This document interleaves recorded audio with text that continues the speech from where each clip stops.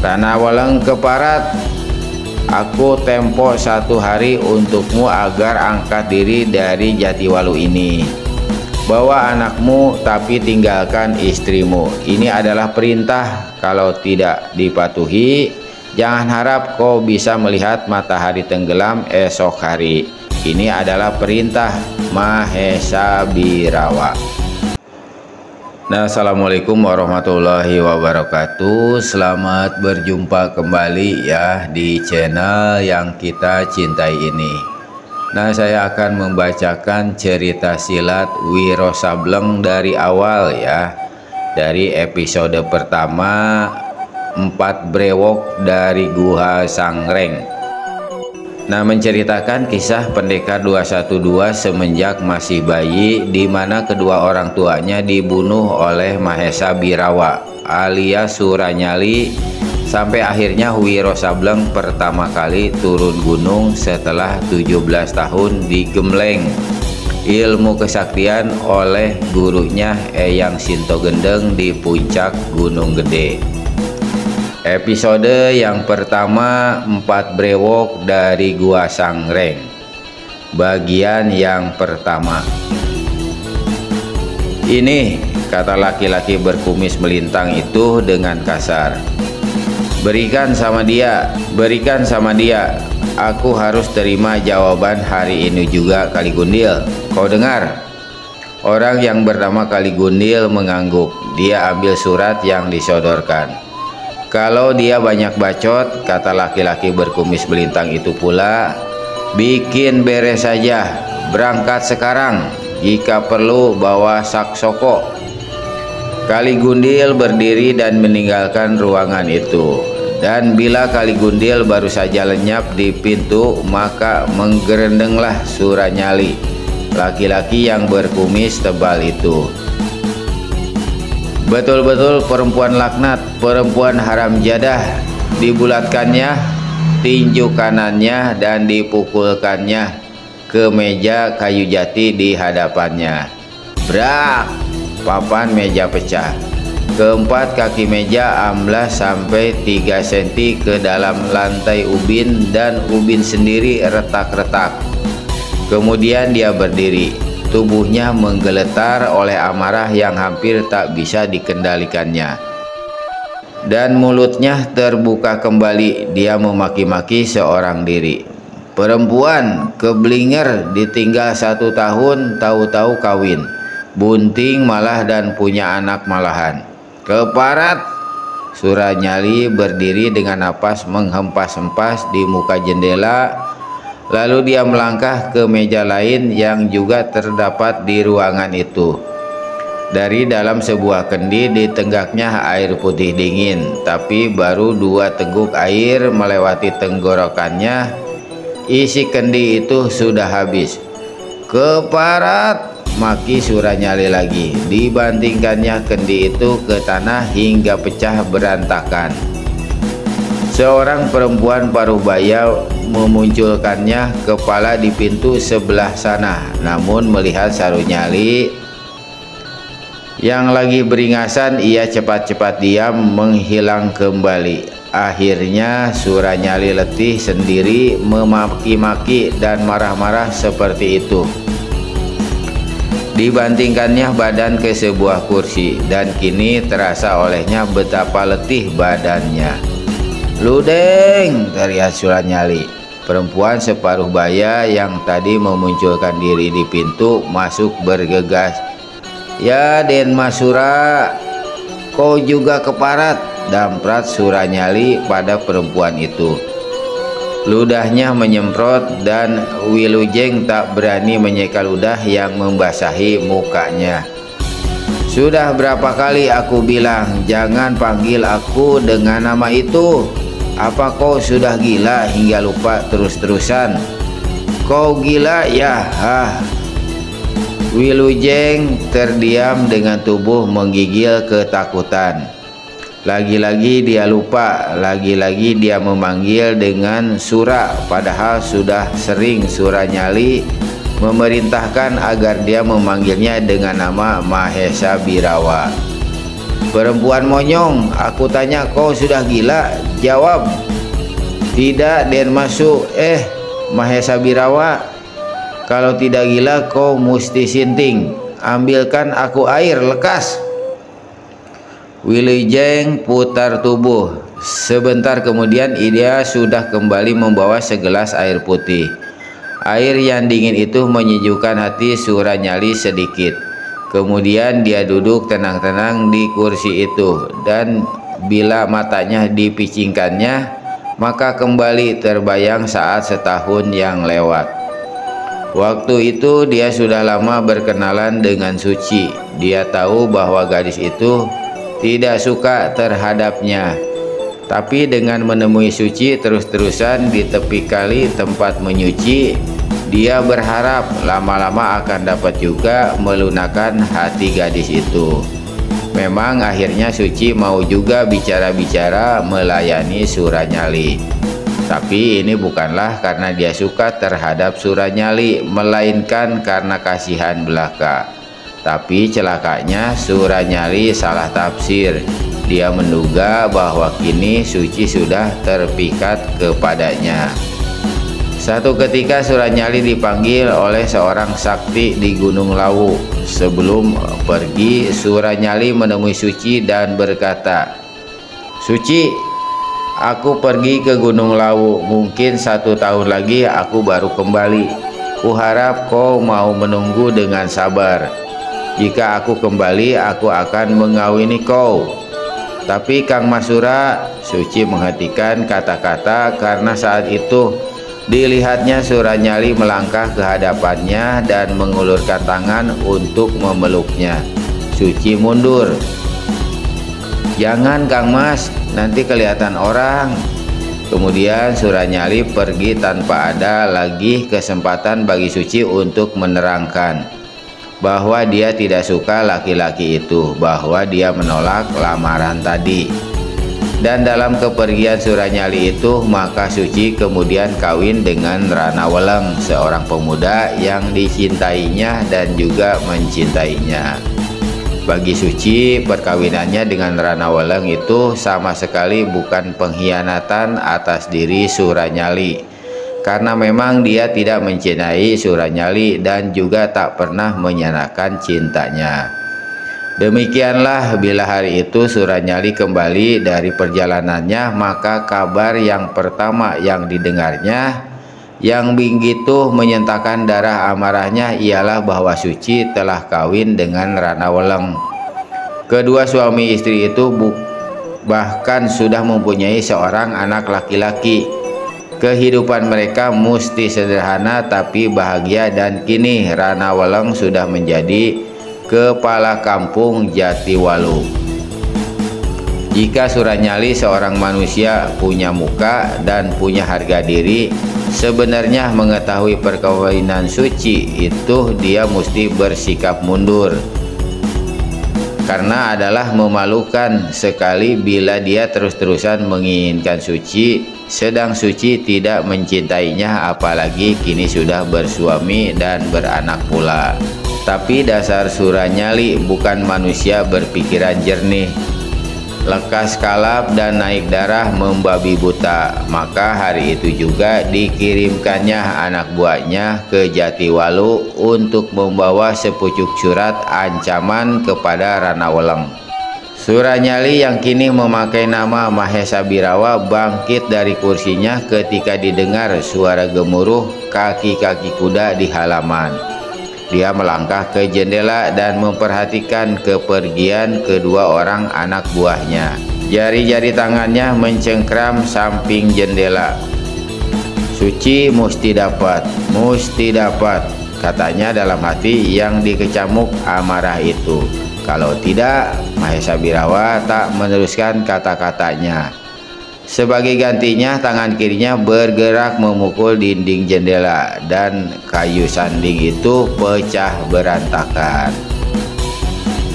Keduanya menghentikan kuda di hadapan seorang laki-laki tua yang tengah mencabuti rumput halaman.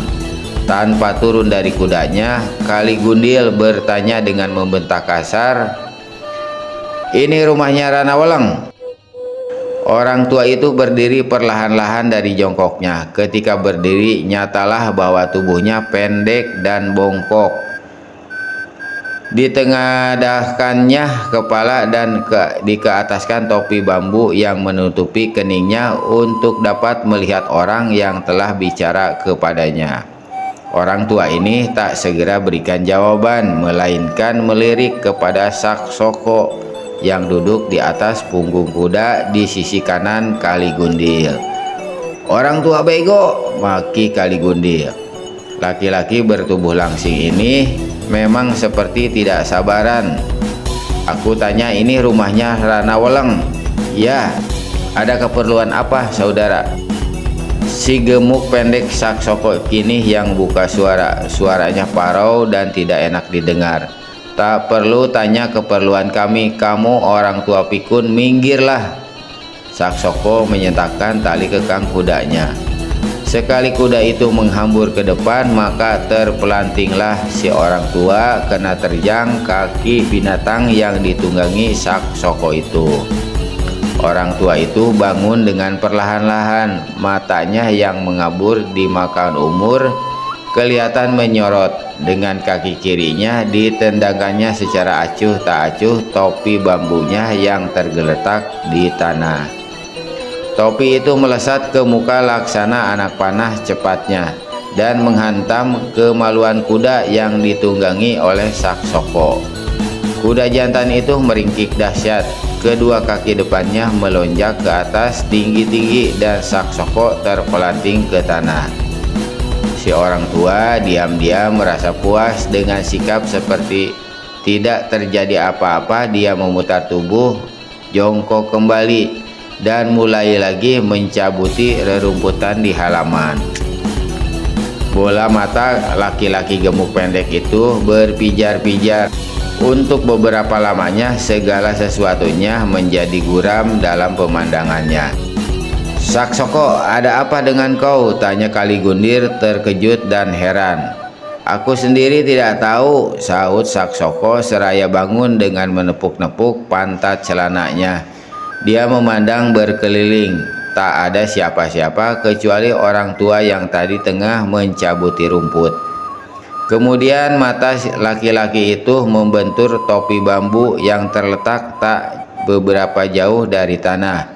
Hatinya curiga, tapi bila dilihatnya lagi orang tua kurus dan bongkok itu, kecurigaannya menjadi sirna. Tak mungkin, pikirnya.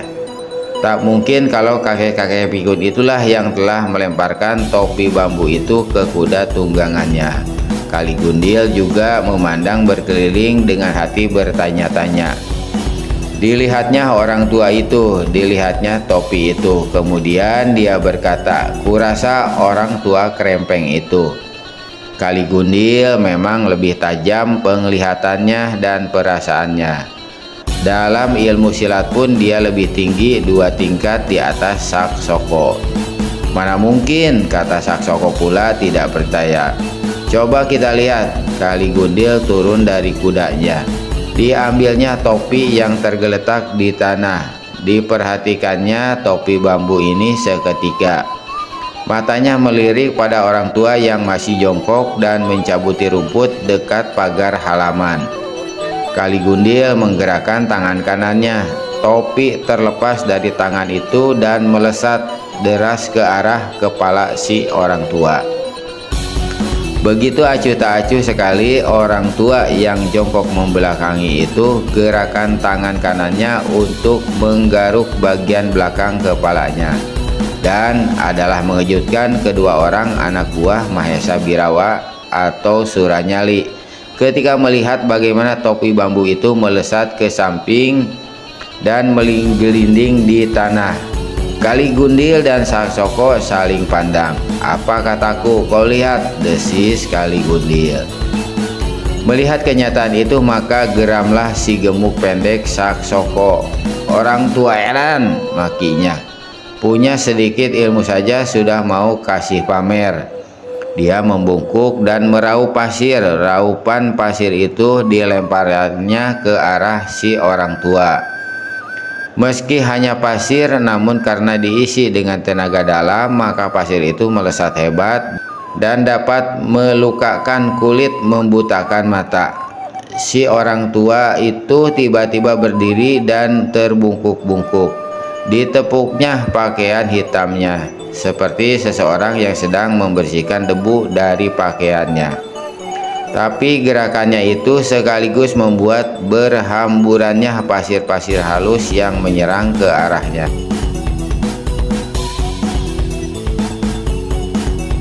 Kurang ajar betul Damprat Saksoko karena merasa semakin ditantang dan dipermainkan. Dia menerjang ke muka, dalam jarak beberapa tombak dilepaskannya pukulan tangan kosong. Orang tua itu memutar badannya yang bungkuk ke samping.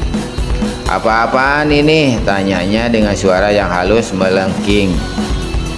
"Ada apa kau serang aku?" Namun gerakannya tadi sekaligus telah melewatkan angin pukulan Saksoko. Hanya beberapa jengkal saja di depan hidungnya. Saksoko kertakan rahang. "Orang tua gelo, siapa kau sebetulnya?" Orang tua itu menyeringai, menunjukkan gusinya yang tidak bergigi barang sepotong pun. "Aku sudah tua, tak usah bicara memaki," katanya, dan didorongkannya telapak tangan kanan ke depan. Setiup angin dahsyat melanda tubuh Saksoko. Kalau tidak cepat-cepat menghindar, pastilah si gemuk pendek itu akan mendapat celaka. Begitu melompat ke samping, segera dia kirimkan satu jotosan kepada orang tua itu. Pada saat inilah dari pintu rumah terdengar suara keras. "Ada apa ini? Tahan!" Saksoko tarik pulang tangannya dan berpaling. Seorang laki-laki muda berparas gagah dilihatnya keluar dari rumah dan berdiri di tangga langkan. Kemudian dilihatnya Kaligundil memberi isyarat agar datang mendekatinya.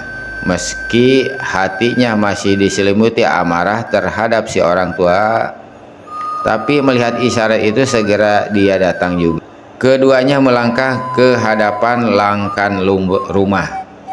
"Kau Ranaweleng?" tanya Kaligundil membentak.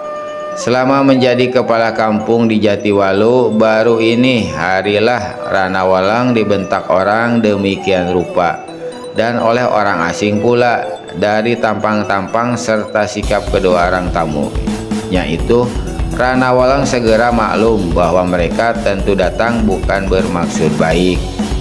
Namun demikian, dengan suara ramah dia menjawab, "Betul saudara, aku memang Ranaweleng." Lalu tanyanya kemudian, "Saudara-saudara datang dari mana dan ada keperluan apakah?" Kaligundil cabut gulungan surat dari balik pakaiannya. "Ini silahkan baca," katanya. Gulungan surat itu dilemparkannya ke hadapan Ranaweleng. Karena lemparan itu disertai dengan aliran tenaga dalam, maka surat tersebut melesat berdesing dan ujung kayu di mana surat itu disepit menancap pada tiang langkan. Ranaweleng kaget, ditekannya rasa kaget itu dan dicabutnya surat yang menancap dari tiang langkan lalu dibacanya. Kaligundil dan Saksoko memperhatikan dengan bertolak pinggang. "Ranaweleng keparat, aku tempo 1 hari untukmu agar angkat diri dari Jatiwalu ini. Bawa anakmu tapi tinggalkan istrimu. Ini adalah perintah, kalau tidak dipatuhi, jangan harap kau bisa melihat matahari tenggelam esok hari. Ini adalah perintah Mahesa Birawa." Bergetar tubuh Ranaweleng, dadanya panas dikobari luapan hawa amarah. Dia tak pernah kesal dengan manusia yang bernama Mahesa Birawa itu. Bahkan juga tak pernah dengar nama atau riwayat manusia itu sebelumnya. Matanya memandang melotot pada kedua tamunya. "Mahesa Birawa ini siapa?" tanya Ranaweleng. Kaligundil meludah dahulu ke tanah sebelum menjawab. "Laki-laki yang kau rampas kekasihnya dan yang kini menjadi istrimu. Rana Weleng bukan alang kepalang. Belum dia sempat bicara, Saksoko sudah mendahului. Mahesa Birawa inginkan jawabanmu hari ini juga Rana Weleng, Kali Gundil menyambut. Dan sebaiknya apa yang tertulis di surat itu kau ikutin saja. Kalau tidak, tanya Rana Weleng menindih rasa geramnya. Kali Gundil tertawa mengekeh. Giginya kelihatan besar-besar dan coklat kehitaman. Rana Weleng tak dapat lagi menahan luapan amarahnya. Diremasnya dan dipatahkannya kayu penyepit surat, lalu dilemparnya ke kepala Kali Gundil, tepat mengenai mulut yang sedang tertawa mengekeh itu. Bangsat edan, hardik Kali Gundil. Dia melompat ke muka. Kau berani berlaku kurang ajar terhadapku? Tak usah jual laga di sini setan, balas menghardik Rana Weleng. Kalian budak-budak sinting, kembalilah ke majikan kalian. Bilang sama itu manusia Mahesa Birawa agar lekas-lekas pergi mencari dukun untuk mengobati otaknya yang tidak waras. Betul-betul anjing budak yang tidak tahu diri, semprot Saksoko. Dari tadi dia memang sudah beringasan gara-gara si orang tua yang telah mempermainkan dan setengah menantangnya tadi. Sekali dia ayunkan langkah, maka satu tendangan yang didahului oleh angin hebat melanda ke bawah perut Rana Weleng. Melihat musuh yang inginkan jiwanya ini, Rana Weleng menggeram dan kertakan rahang. Dia berkelit ke samping dan hantamkan ujung sikunya ke tulang iga lawan. Saksoko bukan manusia yang baru belajar ilmu silat kemarin. Sambil melompat ke atas lututnya, ditekuk dan disorongkan ke kepala lawan. Rana Weleng merunduk dan melompat ke samping.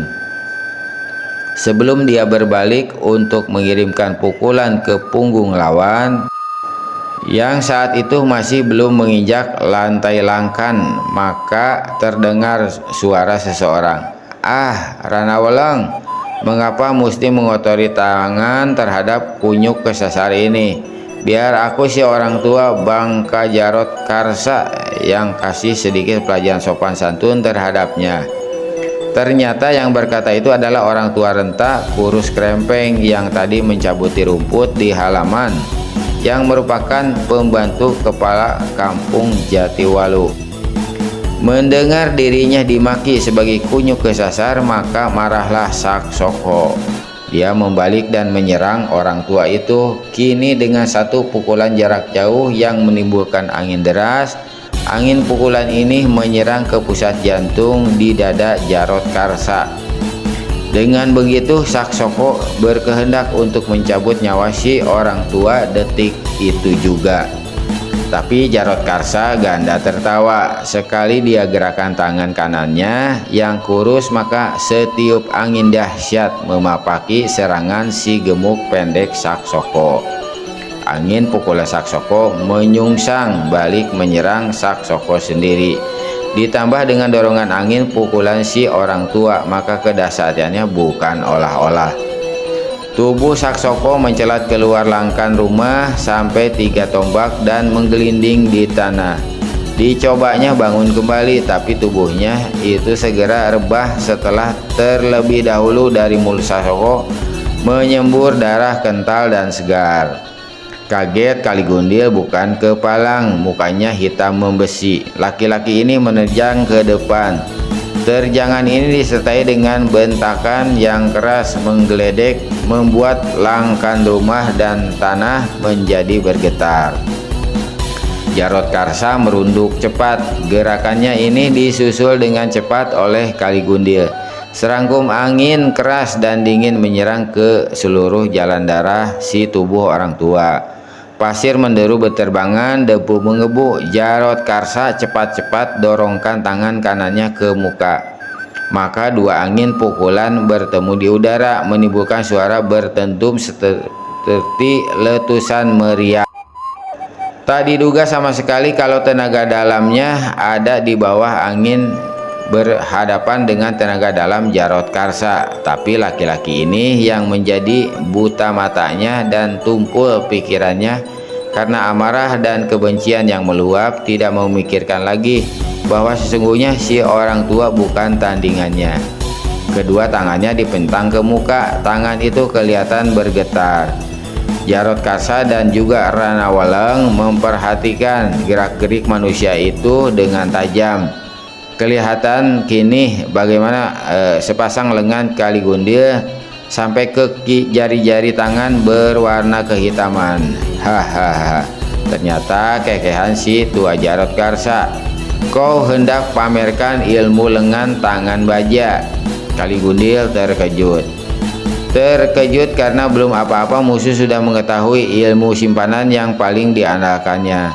Tapi ini tidak diperlihatkannya. Bahkan dia pentang mulut. Bagus, penglihatanmu masih tajam juga, Tapi tahukah kau kehebatan ilmu pukulan lengan tangan baja ini? Kau tak perlu banyak bacot, Kaligundil. Majulah, tantang Jarodkarsa. Kaligundil menggeram. Kebetulan saat itu dia berdiri di dekat langkan rumah. Sekali ayunkan tangan kanannya, maka brak, tiang langkan yang besarnya hampir menyamai paha manusia patah. Atap rumah menurun miring. Sebenarnya Jarodkarsa kagum juga dengan kehebatan ilmu lawannya itu. Tapi sebagai orang tua yang sudah banyak pengalaman dalam dunia persilatan, masakan diajari menghadapi ilmu pukulan macam begitu saja. Ayo monyet kesasar, majulah, katanya dengan terbungkuk-bungkuk. Kedua telapak kaki Kaligundil menjejak tanah. Tubuhnya melesat ke muka sedikit miring. Kaki kiri dan kanan mengirimkan serangan berantai terlebih dahulu, kemudian menyusul sepasang lengannya yang menghitam oleh aji lengan tangan baja. Angin yang ditimbulkan oleh serangan dua lengan itu dahsyatnya bukan alang kepalang, tajam dan memerihkan mata. Lengan kiri membabat ke pinggang Jarodkarsa. Kalau kena pastilah pinggang orang tua itu akan terkutung dua. Lengan kanan menghantam dari kiri atas ke bawah mengincar batok kepala Jarodkarsa. Dapat dibayangkan bagaimana dalam kehijapan mata lagi kepala seorang tua akan hancur berantakan. Pekikan setinggi langit yang hampir merupakan lolongan serigala haus, darah melengking menegakkan bulu roma. Kaligundil melingkar di tanah, napasnya sesak, lidahnya menjulur keluar seperti orang yang tercekik dan matanya melotot. Tubuhnya bergerak-gerak beberapa lamanya, kemudian ketika darah menyembur dari mulutnya, tubuh itu pun tak bergerak-gerak lagi. Kaligundil pingsan menyusul kawannya yang terdahulu. Ranawaleng menghela napas dalam. Dipandanginya kedua manusia yang melingkar di tanah itu. Kemudian dia berpaling pada si orang tua. Bapak Jarodkarsa, kau kenal dengan manusia yang bernama Mahesa Birawa itu? Jarodkarsa menggeleng. Siapa dia tidak penting, Raden. Yang penting ialah mulai saat ini kita mesti waspada, karena cepat atau lambat manusia itu pasti datang ke sini untuk membuat perhitungan dengan kita. Ranawaleng mengangguk. Aku tak ingin melihat kedua orang tua ini lebih lama di depan rumahku. Bereskan mereka, Pak Jarod. Si orang tua tertawa mengekeh. Tak usah khawatir, tak usah khawatir. Aku akan sapu mereka dari depan hidungmu, Raden. Dua kali kaki kanan Jarodkarsa yang kurus kering itu menendang. Tubuh Kaligundil dan Saksoko mencela seperti bola dan angsok keluar pagar halaman. Bersambung. Terima kasih untuk teman-teman yang telah mendengarkan cerita Wiro Sableng episode pertama, 4 brewok dari Gua Sangreng. Nah, nanti kita akan lanjutkan lagi. Mohon maaf atas segala kekurangan. Terima kasih atas segala perhatian. Wabillahi taufiq wal hidayah. Wassalamualaikum warahmatullahi wabarakatuh.